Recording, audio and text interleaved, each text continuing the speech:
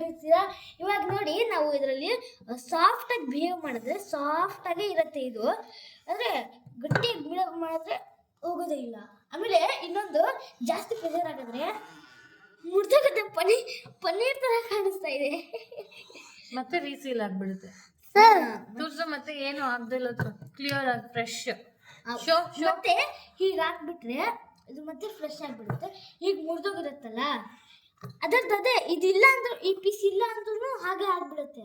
ಅದಾಗ್ಬಿಡುತ್ತೆ. Okay Shaurya, you want to do it? ಮಾಡಪ್ಪ.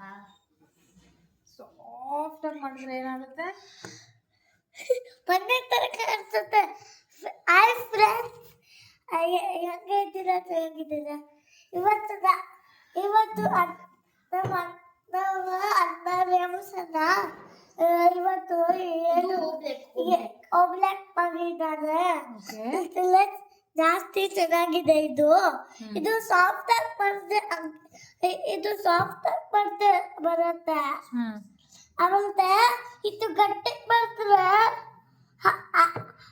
ಅದೇ ರೊಟ್ಟಿ ಹಂಗೆ ಆಗತ್ತೆ. ಥ್ಯಾಂಕ್ ಯು ಶೌರ್ಯ. ಗಟ್ಟಿ ಮಾಡಕ್ಕೆ ಒಂದು ಬೌಲಲ್ಲಿ ಯಾವ್ದಾದ್ರು ಹಾಕೊಂಡು ಅದರಲ್ಲಿ ಸ್ವಲ್ಪ ನೀರು ಹಾಕೊಂಡು ಮಾಡಿದ್ರೆ ಆಗ್ಬಿಡುತ್ತೆ. ಅಂದ್ರೆ ಒಂದೇ ಸಲಕ್ಕೆ ಹಾಕ್ಬಿಡಿ. ಆಮೇಲೆ ಸ್ವಲ್ಪ ಮಿಕ್ಸ್ ಮಾಡಿದ್ರೆ ಮಿಕ್ಸು ಇಲ್ಲ, ಒಂದು 30 ಸೆಕೆಂಡ್ಸ್ ಅಲ್ಲೂ ಆಗ್ಬಿಡುತ್ತೆ.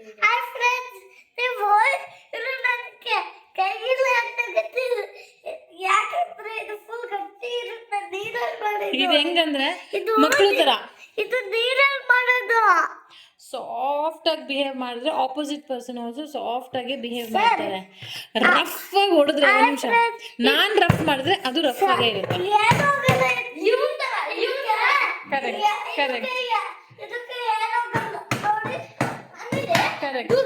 ಅಂದ್ರೆ ಹೀಗಿರುವಾಗ ಹೀಗೆ ಹೊಡೆದ್ರೆ ಹಾಗೆ ಡ್ರೈವ್ ಆಗ್ಬಿಡುತ್ತೆ. ಇಲ್ಲಿ ನೋಡಿ, ಇವಾಗ ತಾನೇ ಜಸ್ಟ್ ಹೀಗೆ ಹೊಡೆದೆ ಡ್ರೈ ಆಗೋಯ್ತು. ಇಲ್ಲಿ ನೋಡಿ. ಸೊ ಇದ್ರ ಹಿಂದೆ ಸೈನ್ಸ್ ಏನಿದೆ we will tell in the next part. Okay.